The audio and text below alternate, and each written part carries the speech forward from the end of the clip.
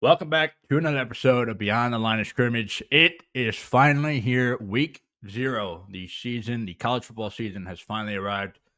That is Minx. I'm Montana. And before we get into the video, guys, you guys enjoy what you see, make sure to leave a like, comment down below any suggestions or any thoughts that you guys have, subscribe to the channel. We'd love to have you guys around as the season progresses. We're going to be doing live shows throughout the year after the games on Saturdays. Be sure to tune in. We will be there for you. Come and join us. Whether you're there or not, we will be there. We're going to start off with an extremely fun matchup. Week 1, is it Nebraska at Cincinnati?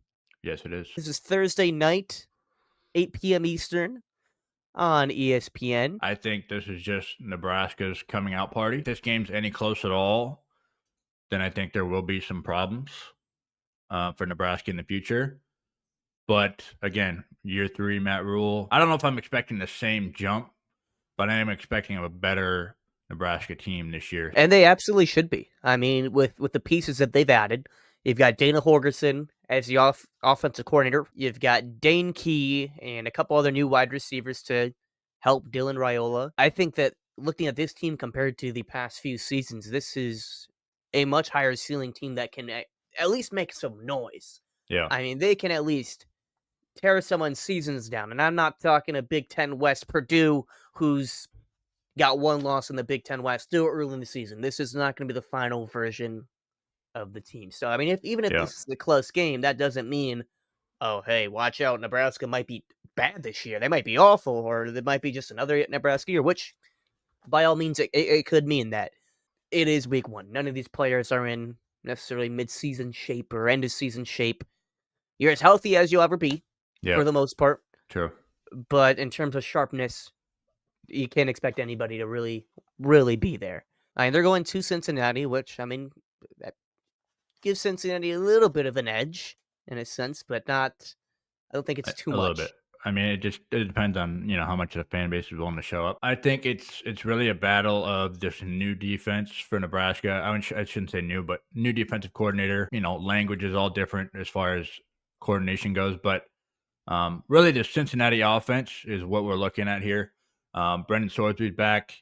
Again, they lose some pieces to the NFL draft, so that's where you're going to have to replace. And then defensively, which that's what we've kind of known Cincinnati for the past couple of years, they're going to have to reload with that defense, the 3-3-5. If you had to pick a position group to look at here, it's the offensive line of Cincinnati versus the defensive line of Nebraska. Really just new on both sides.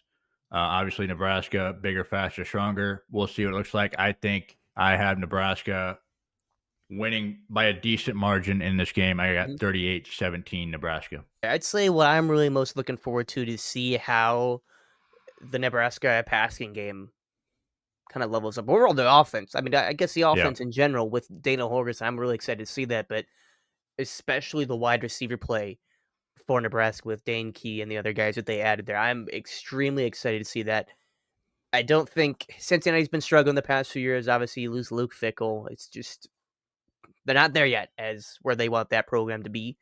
I've got Nebraska by 3 scores. I've got 42-21. Moving on to a more fun, intriguing, possibly more exciting game. We have Buffalo at Minnesota, also on Thursday night at 7 p.m. on FS1. Minnesota favored by 15, which I think is a little crazy considering all that Buffalo brings back. Over-under set at 44.5. I mean, what do you like about this one? Yeah, so we did our preview on Buffalo. Obviously, we talked about Taquan Roberson, the Buffalo quarterback who had multiple stints at different P4 schools, but he's in his final season at Buffalo, finally getting a true starting opportunity role. You've got LJ Henderson at running back. You got some really decent pieces on the offense, but really the most exciting part is that this is a defense that has played together for quite some time now. They've got 10 starters from last season coming back. The experience, especially early in the season, when you have continuity from guys that have already played together, you're not having to mesh in this guy right here, this guy right here. You're not testing out all these new different things or seeing what guys fit best with others. You already know that. So I think that's huge for an early season matchup against a Minnesota team who is testing out some new stuff on the offense. We're kind of uncertain the ceiling of this Minnesota team. I think that bodes well. Now, whether or not they are capable of whether or not they're fully capable of beating this Minnesota team, That's to be decided. And Minnesota's got a young redshirt freshman coming in at quarterback. You got Drake Lindsey. He played a little bit against Rhode Island, and then he got a couple snaps against Virginia Tech. Obviously, it's an extremely small sample size, but he is a redshirt freshman that I believe a lot of Minnesota fans are extremely excited to look forward to. Ground game, it feels like Minnesota always has some sort of stud or overlooked running back that is absolutely probably the wheelhouse or the workhorse of the team. And this year, that's going to be Darius Taylor at that running back position. And I think that they will be leaning on him heavily to kind of take off the load of Drake Lindsey as he gets acclimated into the season in his starting role for the first time at the Division One FBS level. Bit of question marks still on the line. You've got 3 starters from last season that you're replacing. This is kind of your tune-up game to really get going before you get into Big Ten play. This is going to be that testing spot for that offensive line going into this season, but I would expect this team to rely on Darius Taylor. Overall, Minnesota should be capable of rolling through Buffalo, with Lindsey being a year 1 starter. You got a new defensive coordinator in town. Buffalo can definitely be a team that is a little pest for a couple of quarters and potentially control the game and make some noise. With my prediction into this game, I'd say Minnesota ends up taking control. I could definitely see Buffalo being a bit of a pest for a couple of quarters before Minnesota finally just eventually pulls away. I've got Minnesota winning this game 31-17. As far as Buffalo, Minnesota goes, I actually had this game a lot closer than the experts do. Remember, Minnesota is favored by 15. I have Minnesota winning by 3. So I have Buffalo covering, Minnesota by 3. I had the final score 24-21. I'm not sure how Lindsey's going to look, especially him being the prodigy to Brosmer last year. Darius Taylor, a running back I really like. I think he's going to do well this year. They're going to have to rely on him. They're replacing 3 new starters on that offensive line, so that's going to be position group to watch, as it always is, offensive line, defensive line. Again, I have Minnesota winning by 3, a close one, but I have Minnesota by 3 against Buffalo. Our third game on the list, we have Stanford at Hawaii on August 23rd. That'll be the late night game, 6:30 on CBS. Hawaii is actually favored by 2.5 on this one. 1.5 on FanDuel. Over-under set at 52.5. This is actually a kind of a fun one as far as media goes. Stanford, obviously the eventful offseason that they had. Andrew Luck, the new GM. Frank Reich, their interim head coach for probably a year. You got a decent room of running backs, and this might be the theme of the season. Control the chaos. I think that is probably the number one thing they're going to have to figure out. If you lose to Hawaii week 1, all of a sudden everybody's like, what are we doing this for? Frank Reich's only here a year. You got to keep everybody in the same room, same level head. What do you think about Stanford at Hawaii? Yeah, I think this one will be interesting. Obviously, a lot of newness with Stanford. That's been a program that's been in a bit of disarray over the past couple seasons. Hawaii, I believe they finally move into the new stadium this year. Hawaii's a pretty solid team. Stanford's a bottom feeder in the Power 4 ranks as of right now. It's really a toss-up for me. I mean, being favored by 2.5, 1.5, that's just coin flip. Yep. Especially at home, you throw that on the neutral site. I mean, you get about a point or 2 for being at home. So I mean, it's really dead even as you can get. So exactly. For me, I'm giving the edge to Stanford a little bit, but I can definitely see Hawaii winning this game outright. I've got Stanford by a touchdown, 34-27. I think we're going to see a bit of fireworks in this game, but also I definitely expect there's going to be chaos that's going to ensue. I don't think that chaos is going to be controlled whatsoever in this game. I have Hawaii by 1, 31-30 in the new stadium with the quarterback. 5 touchdowns, like we mentioned in his first start. I have him continuing that success. Give me the Rainbow Warriors. Got a fun early season docket for the group of 5. 2 of the top, or at the very least better G5 teams. 2 teams that we are thinking could have a shot at making the playoff. Yep. South Florida's a little more iffy, but it seems that they have a pretty solid team this year. We've got Boise State going into Tampa, Florida. Early in the season, gonna be warm at the Raymond James Stadium with a big old pirate ship. We all love that. Boise State currently favored by 6.5. Game kicks off at 4:30 Eastern on ESPN. Obviously, last year, Boise State went to the college football playoff. We have a couple pieces to replace, but overall, like we mentioned in our group of 5 breakdown video, we think Boise State is going to be in the mix for that playoff spot. In our group of 5 breakdown, we had Boise State finishing second behind Navy. Again, being in that top 6, we are giving you a nod saying, hey, we expect you to at the very least, be in the position to make the college football playoff when it's all said and done. And South Florida, we had as an honorable mention, so just missing the mark, but they definitely have a shot to get there. This is the first ever meeting between these two schools ever. Okay, Okay. so we're blessed to see this. Number one position group matchup that I have is the running backs, O-line, and Boise State versus the D-line and linebackers of South Florida. Okay, as we mentioned before, Boise State lost some pieces. Those pieces, that main piece is named Ashton Jeanty. He is now a Las Vegas Raider. We're focusing on Sire Gaines to fill that hole. He got injured in the season opener last year. 110 yards, 12 carries last year in the season opener. They returned 4 starting O-linemen, some who dealt with injuries last year. Boise State, for the most part, gets everything coming back. South Florida, they brought in some transfers for that D-line.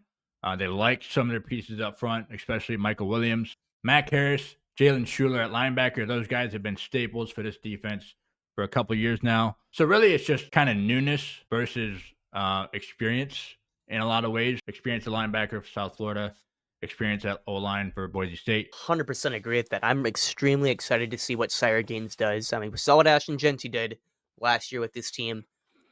I want to see how, what Sire Gaines can become again. This guy was I believe was a true freshman last year, and they projected him to split the carries of Jeanty last year.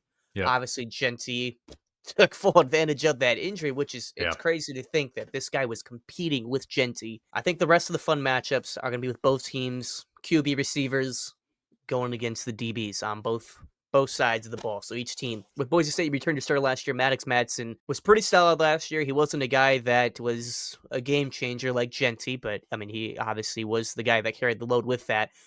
You've got Caples as your star receiver out there, Louder at tight end. You got former Texas A&M transfer Chris Marshall out there, so he could be a huge piece on this offense if he can stay healthy this season. With South Florida, you've got 3 dudes with experience who were starting last year in Rutgers, Banks, and Ward.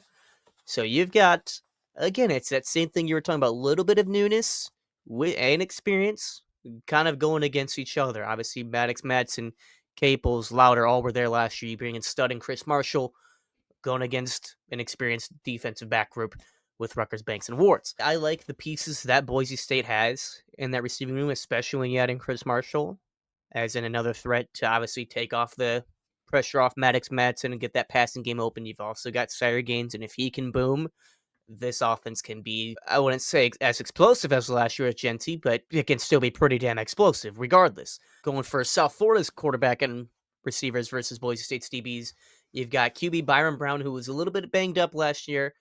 In his career, he's got 31 touchdowns, 12 picks, so he's pretty solid. He's not going to make too many mistakes, but he's about average. It's about what you'd expect. They've got a guy on this South Florida offense called Baby Calvin Johnson, is what people are calling him. Keyshawn Singleton is going to be your main target on that receiving game. Outside of that, there's not a whole lot of solidified pieces that are going to actually be able to make an impact that we know of just yet. South Florida's really going to have to find out what else do they have outside of those 2 guys on offense. Boise State on the defensive hand, they've got a lot of newness themselves. They've got 4 starters coming back from last year and some transfers that are coming in to obviously replace those that they lost last year. Really need to get that secondary going. Last year, they were pretty pitiful. 106th ranked pass defense last year. Not great. They returned I believe some of those starters coming back were a part of that secondary. Yeah. They brought in a couple of transfers to compete with that. Definitely not sold on that pass defense. So if South Florida can find some other guys other than Mr. Baby Calvin Johnson, Mr. Keyshawn Singleton himself, they could really make some noise and push this game a lot tighter than what I think a lot of people are expecting it to be. If that can't happen, I would expect Boise State to be able to get a control of this game by the end of the second quarter, going into the third quarter. Key stat, I think, for Boise State to get this game, not that they don't need my help to win, but starting field position is going to be the main point of emphasis for this team. Last year, they averaged 23 yards per return against them. And if you remember in that Oregon game, had a costly punt return for a touchdown, kick return touchdown, and made them lose that game. They lost by 7. So those things do add up. This South Florida pass defense is going to be pretty damn good. South Florida was 6-1 last season when they allowed the teams that they were playing against to connect on less than 60% of their passes. When they failed to do that, though, they didn't win a single game. So if Maddox Madsen can be consistent, get that pass game going, history tells us from last season, Yeah. there's a good shot that they will be capable in a spot to win this game. We both have Boise State. I think Boise State's going to win a little bit closer. I think Boise State by 8. Hmm. You mentioned something at the start of this. I think it being a hot game, I think will play an effect. Will have a toll Hmm. on Boise State. I think South Florida will be ready for that. I just don't know that they have enough returning talent to compete with the likes of Boise State. Again, Hmm. Boise State is one of our top teams to, get into the playoff this year. So, Yep. um, too much talent for Boise State, too much returning production. We both have Boise State in this game. For the matchup that everyone is most excited for, the first ever top 25 matchup in Week 0 history, we've got number 22 Iowa State traveling to Dublin, Ireland with their Irish colors on because they don't know how to wear their own school colors, Yep. going up against number 17th ranked in the AP poll, Kansas State Farmageddon. We're back. Right now, again, this game is in Dublin, Ireland. It's going to kick off at 12 p.m. Eastern, 11 a.m. Central. Kansas State is currently favored by 3.5 on FanDuel ESPN. Over under set up at 49.5 points. Past 2 seasons, Iowa State has won this. Last season, they were able to get pressure on Avery Johnson, especially late in the game, and completely take that game over. For our rankings with these teams in the Big 12, in our preview, we had Kansas State at number 2 in the conference behind Arizona State, and Iowa State coming in at number 5. To nobody's surprise, offensive line versus defensive line. What else would it be? Yes. I mean, we want to think it's something else, but it's really not. I mean, It's it's called just what football Farmageddon. is. It's Yes. called Farmageddon for a reason. Yeah. Iowa State's offensive line returns 106 total starts. Okay. The problem is the other two that weren't starting or had that experience were dealing with injuries or they were just struggling flat out last year. Another problem, you're going up against probably one of the best defensive lines in the country. Yes, in the entire country, Kansas State has one of the best defensive lines. You got Stufflebean, Yallo, and Obiezer. I mean, all on that defensive line. Kansas State does like to run the 3-3-5. I thought that should be noted for this game, especially because both of them run the 3-3-5 defense. Mhm. So you have alleys for that run game to be open. We'll talk about that a little later. But yes, that is my first matchup of the series to watch. What I want to get into is going to be the new receivers on both sides going up against the defense. This is where we could see some potential separation with these two teams. Obviously, Iowa State lost to were they first and second rounders Yep. last season. 2 of their best receivers in school history, arguably, which is going to be tough to replace. So this is why I am personally down on Iowa State this year, is because they have to replace such great talents. But who'd they bring in? They brought in one of the top G5 transfers in Chase Sowell from Eastern Carolina, who had over 600 yards last year, 3 touchdowns. He's a big target. He's 6'4". He is going to be capable of being that number 1 guy for them. They've also got Xavier Townsend, who struggled a little bit last season, had 69 yards and a touchdown at UCF. Right now, you have a lot of guys that don't have a lot of direct production other than maybe Sowell. Xavier Townsend looks like he's capable, just hasn't either stepped up or delivered on his end or just haven't gotten the opportunity. Iowa State has had a fairly prolific passing offense. They've had a pedigree of being able to produce receivers that are under-recruited or just guys that were overlooked and turning them into studs. Offensively, for Kansas State, they've got one real standout player on that defensive back room, and that's VJ Payne. Outside of that, that DB room is filled with question marks. So if these wide receivers for Iowa State, Rocco Becht, we know he's a solid, capable quarterback. He's one of the better quarterbacks in the Big 12. If those receivers are able to step up, can Kansas State control the bleeding? Turning our attention to Kansas State's offensive line and running back room. This is kind of what I want to talk about before.